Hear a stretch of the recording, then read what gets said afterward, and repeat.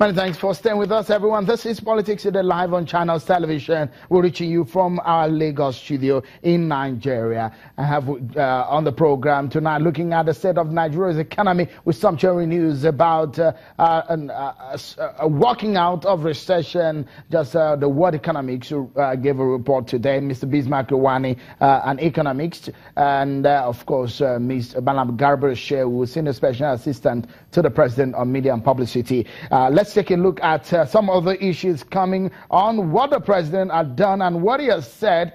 The president on in his Easter message did say that the government has worked hard to meet expectations of Nigerians. He said, and I quote now, in almost 2 years of this administration, we have worked hard to meet the expectations of Nigerians by improving security, especially in the Northeast, sustaining the campaign against corruption and revitalize the economy. We are determined as never before to continue with the fight against terrorism and insurgency, sustain the peace in the Niger Delta through engagement with stakeholders, and restore peace and stability in other parts of the country.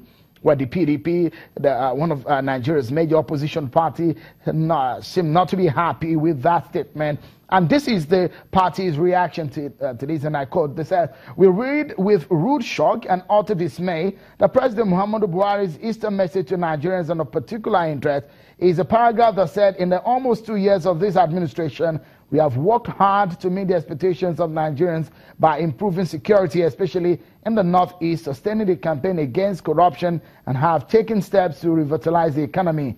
They ask, really? These comments from Mr. President are, to say the least, untrue and an insult to the intelligence of Nigerians who have been at the receiving end of his government's mismanagement in the last 2 years. Let me quickly go to Mr. Garba Shehu now. With what these comments from the PDP coming, the big question here will be these comments coming from the president and the reaction we get now. Some people, because of the pains they go through, is the presidency really in tune with some of the pains of some Nigerians? The fact that in the past few months things have really been tough on them in terms of the economy and some aspects of their lives. Situations in some part of the country in terms of insecurity, southern Kaduna, in some part of the middle belt, and some of the situation that we've seen. The big question the PDP is asking here is that it looks so much that the presidency is not really aware of some of the pains of Nigerians. On the contrary, I think that that statement by PDP is a manifestation of the intellectual emptiness. You know, I think they just wanted to be ridiculous. They know the kind of economy they handed over to President Muhammadu Buhari. They know the kind of security, the armed forces in complete, total disarray. This country, President Buhari had to rebuild the army, an army that was running away from Boko Haram. This country was competing with the Boko Haram for territory. Boko Haram will say, we have 14 local governments. Government of PDP will say, no, it is only 8 you have. It's ridiculous. We can't go back to all of that. We have gone past that stage now. The president is in touch. He has the Nigerian masses in his heart. This is the first administration in the country that has started a social investment scheme that is appropriated and for which there is care for the lowest of the low, the poorest of the poor, and the unemployed, and all of that. It's a caring government. We met a messy situation, and they know what they left behind. So we're trying to fix all of that. It's security. We are almost 100% there. The anti-corruption. These guys were they're just sharing the money among themselves. That can't continue for a country to grow. So PDP just wanted to be ridiculous. Okay, let me quickly flip the page and go to Mr. Bismarck Rwani in Victoria Island, Lagos.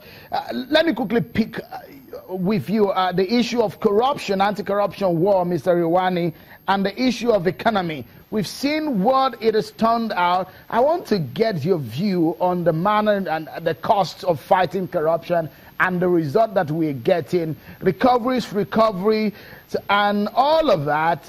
Have they amounted to any benefits to our economy in any sense, Mr. Rwani? They have. Let me tell you, the war against corruption is not measured by how much you recover. But it is a question that impunity has been reduced to normal behavior. Dysfunctional government and practices over the past 20 years have been minimized. There's still corruption, but it's not nowhere near the level of impunity that you had before now. And what Madam Shehu was saying is absolutely correct in the sense that the economy, there are two segments to this economic level of activity. One was before the administration came into power, and I worked with Madam Shehu, and we worked many nights together before the election, trying to develop what we call a plan of growth. But we did not know that it would deteriorate to the situation because we were not fully aware of the extent of that rot. However, having got there, there was some slowness by the administration in terms of taking some decisions. That also added to the cost. But now that we've now put a policy framework in place and the direction is clear, we are beginning to see the recovery path. So it is counterproductive to adduce political interpretations to the slowness or the recovery. There was one, dealing with the growth, two, dealing with the recovery from the negative growth. And that is where we are. And whether we like it or not, every Nigerian will benefit from the recovery. Okay. And if we do not think that the economy goes down, Mr. Riwani, let me allow Malam Garba Shehu to give us a parting shot on the program. You have just about less than 2 minutes to do that, Malam Shehu. The perception about your government, Malam Shehu, with what is on the ground, the relationship with the National Assembly, the anti-corruption war, and the fact that the elections are just a few months away. The big question is that, do you think that this government has that goodwill to go into 2019 and come out victorious? Well, what would Nigerians have as an alternative? The PDP is a sinking boat. PDP so APC has given life, has given hope to the country. Yes, we had gone through a lot. The economy had really punished us very well as a government ourselves. However, all of the efforts that have been put in place, they are coming together. The stability in the Delta and the better management of the foreign exchange and the wonderful performance of agriculture. This country in 3 years will export food.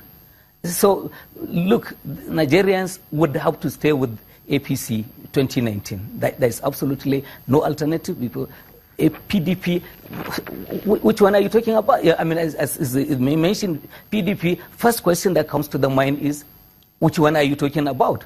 So the total disarray in which they are, nobody can entrust a serious country to a group such as that one.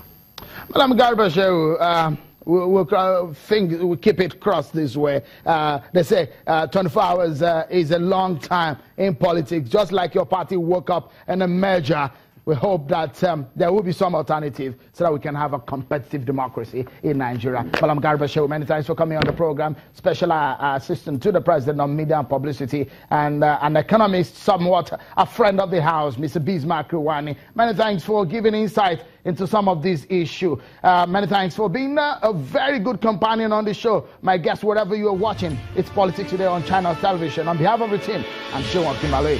Bye for now.